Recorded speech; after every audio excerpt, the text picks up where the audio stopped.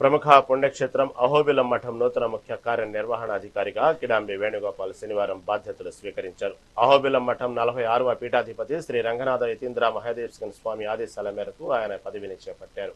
సాధారణ అర్చకుడి స్థాయి నుంచి సీఈఓ స్థాయికి ఎదగడం స్వామివారి అనుగ్రహమని వేణుగోపాల్ హర్షం వ్యక్తం చేశారు.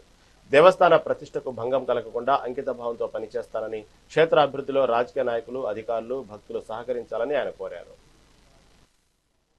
పీఠాల పరంపరాజంలో శ్రీ లక్ష్మీనరసింహస్వామి దేవస్థానంలో 9 + ఈ దేవాలయం కలిపితే 10 దేవస్థానం.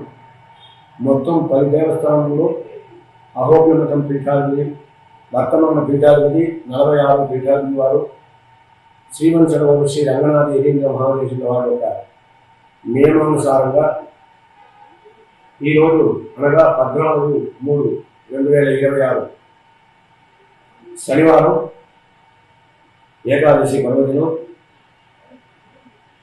ఈ క్షేత్రము నవనరసింహస్వామి క్షేత్రాన్ని నిర్వహించేదానికి కార్యనిర్వహణం జరుపుటకు శ్రీ అహోబిల మఠం పీఠాధిపతి వారి యొక్క ఆజ్ఞలో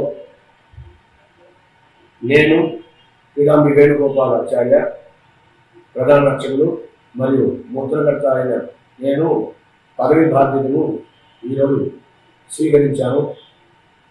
అనగా ఈ యొక్క పదవి బాధ్యత అనేది ఉన్నత అధికారి వారు, మఠం వారు అని త్వరలోనే నియమించుతారు. అంతవరకు తాత్కాలికంగా నన్ను ఈ క్షేత్రాన్ని పరిపాలించడానికి స్వామివారు నియమించినారు కనుక నాకు ఇచ్చిన ఈ యొక్క అవకాశాన్ని భగవంతుడికి ఎటువంటి శ్రీ అహోబిల మఠం పీఠాల పరంపరాజంలో శ్రీ లక్ష్మీనరసింహస్వామి దేవస్థానంలో 9 + ఈ దేవాలయం కలిపితే 10 దేవస్థానం. మొత్తం 10 దేవస్థానంలో అహోబిల